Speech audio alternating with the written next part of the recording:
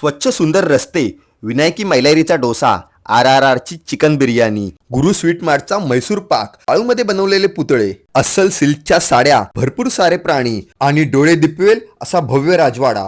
ही गोष्ट आहे माझ्या म्हैसूर ट्रिपची. चला ऐकवतो.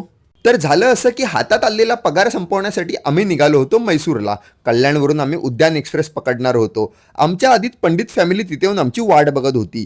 थोड्याच वेळात ट्रेन आली. छोट्या मालकांनी आपले प्रश्न विचारायला सुरुवात केलेली. एका नावाची एक नवीन आमदार त्याच्या गटात आता सामील झाली होती. पंडित फॅमिलीने आणलेल्या नाश्त्यावरती अन्न हे पूर्ण ब्रह्म म्हणत आम्ही आमच्या पोटाची सोय केली. आता ह्या रूटने जाताना जर तुम्ही खंडाळ्या खाटाचा व्हिडिओ नाही काढला तर समाज तुम्हाला स्वीकारणार नाही. पेरूवाल्या मावशीला सांगितलं तू आंबे विक, जास्त कमवशील. ती म्हणाली तुझं काम कर ना. उत्कृष्ट पॅकिंग मध्ये आलेल्या निकृष्ट जेवण जेवून आम्ही आमची दुपारची भूक भागवली. छोटे मालिक पुरणपोळी घेऊन आले होते. त्यांनी त्यांची सोय ऑलरेडी केलेली. मोबाईलला नेटवर्क नसल्यामुळे फक्त रेल्वेचा ट्रॅक बघत टाइमपास केला. पंडिताच्या पोराचा बर्थडे रात्री ट्रेन मध्ये साजरा केला.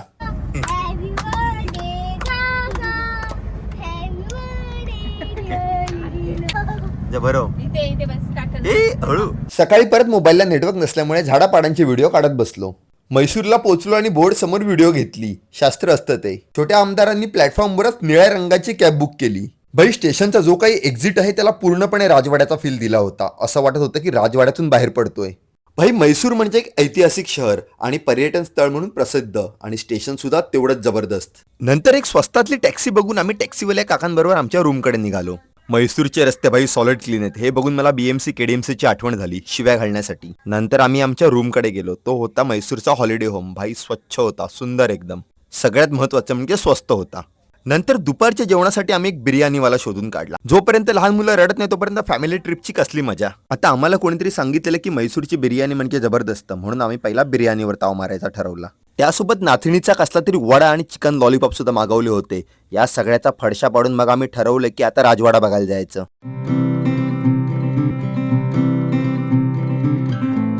तसं या राजवाड्याकडे यायची माझी दुसरी वेळ. इथे तिकीटसाठी बरीच लाईन असते. आमच्या आजोबाने जर कोकणात असा राजवाडा बांधला असता तर आम्हाला आज ट्रेनने लटकत कामावर जायची काहीच गरज नव्हती. भाई यार राजवाडा खतरनाक आहे. एवढा सुंदर आहे. इकडचं नक्षीकाम, इकडच्या छोट्या छोट्या गोष्टी, इथे लावलेली चित्र, इकडच्या राजा महाराजांचे लावलेले फोटो, हे सगळं बघत राहायला खूप मजा येते. आमच्या कोकणाच्या घरात जसे पूर्वजांचे फोटो लावलेले असतात हे तसंच काहीतरी होतं. इथला सभा मंडप एवढा जबरदस्त होता की असं वाटत होतं इथं दशावतारी नाटक होत असेल आणि ही जागा होती दशावतारांच्या रंगायची असं मला वाटतं. साऊथ साईडची मंदिरं बघतच राहावी, एवढी सुंदर. आता म्हैसूरचा राजवाडा म्हणजे म्हैसूरचं खास आकर्षण. आणि हा राजवाडा जेवढा तुम्हाला आतून बघायला मजा येते तेवढाचा बाहेरून सुंदर दिसतो. ही रविवारची गर्दी इथे बसलेली ह्या राजवाड्याचा लाईट शो बघायला. पण या संध्याकाळी हा राजवाडा राजबिंडा दिसत होता. ही छोटी आमदार पण खूप खुश होती आणि बिनविरोध निवडून आल्यासारखी नाचत होती. थोड्याच वेळात हा राजवाडा असंख्य लाईट्सनी उजळून निघाला. या लाईट शो मध्ये हा राजवाडा एवढा सुंदर दिसतो की याचं कौतुक बाहेरच्या देशातल्या लोकांनी सुद्धा केलं आहे. नंतर आम्ही येऊन पोहोचलो म्हैसूर मधल्या फेमस डॉल्फिन बेकरीकडे. ही एक म्हैसूर मधली अशी जागा जी तुम्ही चुकू नये. इकडे तुम्हाला केक, सँडविचेस, ज्यूस हे सगळं मिळतं. तसं काय हे सगळं माझ्या एवढं आवडीचं नाहीये, पण इथे येऊन हे खावं लागतं. भाई आणि सगळ्यात महत्वाचं म्हणजे यांचं ॲम्बियन्स एक नंबर आहे. आता ॲडिशन म्हणून तुम्ही यांचं इंस्टाग्राम पेज सुद्धा चेक करू शकता. आता दुसऱ्या दिवशी सकाळी आम्ही सगळे मनुष्य प्राणी झू मधले प्राणी बघायला निघालो होतो. पण झू मध्ये जाण्याआधी पोटाला लागलेली भूक भागवण्यासाठी आम्ही गेलो म्हैसूर मधल्या सगळ्यात फेमस असलेल्या विनायकी मैलारी डोशाकडे. भाई या डोशाबद्दल खूप ऐकलेलं. असं ऐकलेलं की हा डोसा तोंडात विरघळतो. डोसावाल्याला सांगितलं जेवढे डोसे तयार आहेत सगळे घेऊन ये. छोट्या आमदारांनी आपला विरोध दर्शवत इडली खाण्यावर भर दिला. तेवढ्यात दादा डोसा घेऊन आला आणि मोदकावर तूप सोडावत असं तो केळीच्या पानात डोसे सोडत होता. भाई आयुष्याची एवढी वर्ष गेली पण एवढा सुंदर डोसा मी कधीच खाल्ला नव्हता. आता डोसा पचवण्यासाठी आम्ही झू मध्ये जायचं ठरवलं, कारण की तिकडे जाम चालावं लागतं. म्हणजे झू एवढा मोठा आहे की अख्खा झू जर तुम्हाला चालत फिरायचा असेल तर तुमच्याकडे 2-3 तास तर हवेच. आता इकडे बरेच प्राणी पक्षी बघितले, पण तुम्हाला मेन जरा दाखवतो. हा होता व्हाईट मोर, हा होता ईगल जो माझा सगळ्यात आवडता पक्षी आहे. इकडे मध्ये मध्ये बोर्ड सुद्धा लावलाय ज्यावर तुम्हाला सगळ्या प्राण्यापक्ष्यांची माहिती मिळते. हे 2 प्राणी आपल्या धुंदीत होते. वाघोबाने पण आम्हाला दर्शन दिलं, पण तुम्ही कोकणातली माणसं जाम डेंजर, मी काय तुमच्या जवळ येणार नाही बोलत तो वाघोबा परत फिरला. भाई इकडचे प्राणी बघता बघता अजून एक गोष्ट इकडे बघण्यासारखी आहे, ते म्हणजे इकडची जुनी झाडं. हे आपलं विशेष प्रेम आहे. 2 खतरनाक प्राण्यांना कंट्रोल करून मी माझ्यासोबत फिरवत होतो. या गोरिल्लाची मजा आहे. कामाविमावर जायचं नाही, फक्त खायचं आणि फिरायचं. या गटाची सुद्धा काही ना काहीतरी फालतूगिरी चालू होती आणि व्हिडिओ काढायची जबाबदारी माझ्यावर होती. खूप वर्षांनी महाराष्ट्रात एक हाती सत्ता आल्यासारखी ही छोटी आमदार धावत सुटलेली. आणि या शाळेतल्या पोरांची पण पिकनिक आणायला ह्यांना काय आजच दिवस भेटलेला. काय पण बोला, ही मोठी मांजर बघायला जाम मजा आली आणि आता कळलं की मोदींनी आफ्रिकेतून एवढे चित्ते का भारतात आणले. भाई काही पण बोला, हा चित्ता प्राणी दिसायला एकदम सुंदर. तिकडे 2 गेंड्यांना एक माणूस मुठीत जीव घेऊन जेवण घालत होता. एका मुगली सोबत 2 मुगली फोटो काढत होते. छोटे मालक सगळ्यात पुढे धावत होते, बोलत होते चला तुम्हाला हत्ती दाखवतो. जसा काही याने दाखवला नसता तर आम्हाला बघायलाच भेटला नसता. आपला अजून एक आवडता प्राणी अस्वल, जो कुठच्याच प्राण्याला घाबरत नाही. इकडे मी वाघाला सुद्धा हातावर घेतलं. आता जळणारे बोलतील हा लाकडाचा वाघ आहे म्हणून. हा झू एवढा सुंदर आहे की इकडची दलदल सुद्धा आपल्याला सुंदरच दिसते.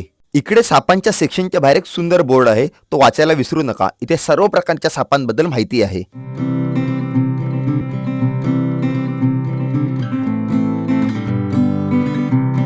आणि फायनली एक छोटासा जिराफ बघून आम्ही मग झूच्या बाहेर पडलो.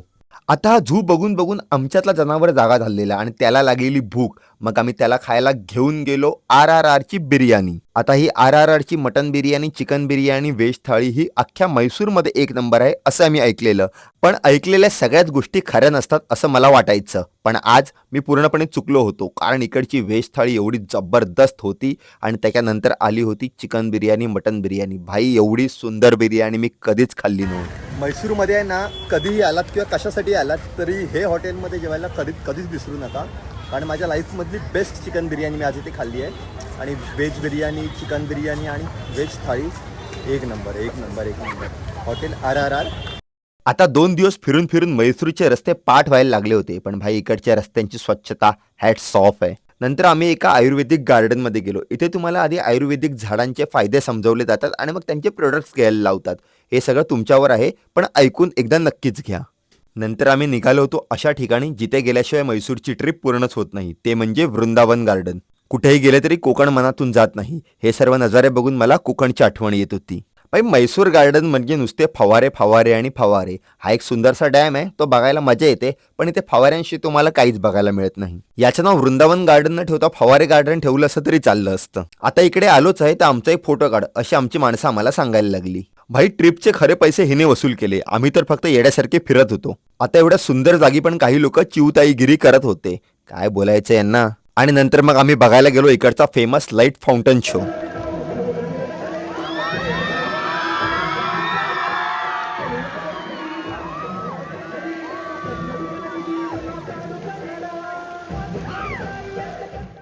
नंतर मग आम्ही कर्नाटका सिल्क साडी घ्यायला गेलो. आता साडीच्या दुकानात किती वेळ जातो हे काय तुम्हाला सांगायला नको. कंटाळून मी कॅमेरा बंद केला. आता पुढच्या सकाळी परत आम्ही आमचा मोर्चा वळवला विनायक मैलारी डोसाकडे, कारण की आता पुन्हा कधी हा डोसा खायला मिळेल काय माहिती. यार ही चव जिभेवरून जातच नव्हती. आता कोणीतरी सांगितलेलं तिकडचं सँड म्युझियम पण बघून या, म्हणून आम्ही ते सँड म्युझियम बघायला पण गेलो. तुम्ही पण कधी इकडे आलात तर बघून घ्या. इथे वाळूचे छान छान स्ट्रक्चर बनवलेले आहेत. गणपती बाप्पापासून सुरुवात होते आणि नंतर तुम्हाला काही थक्क करणारे स्ट्रक्चर बघायला मिळतात.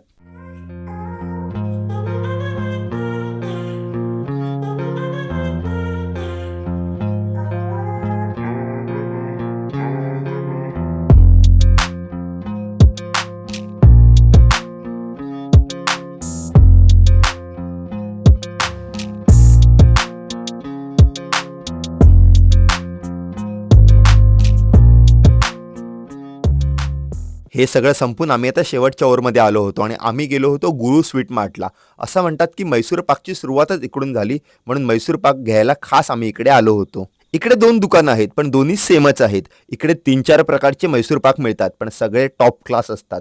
म्हैसूर पाकची खूप सारी खरेदी केली आणि आता म्हैसूरला टाटा बाय बाय म्हणायची वेळ आली होती. आता या ट्रिपच्या खर्चाबद्दल सांगायचं झालं, जर तुम्ही ट्रेनने येताय तर तुमचं सगळं स्वस्तात होईल. इथे तुम्ही किती खर्च करता हे तुमच्यावर डिपेंड आहे. पण म्हैसूरमध्ये आलात तर विनायकी मैलारी डोसा आणि RRRची बिर्याणी चुकवू नका. आणि राजवाड्याला केली जाणारी लाइटिंग कधी असते ह्याची सुद्धा माहिती काढून जा.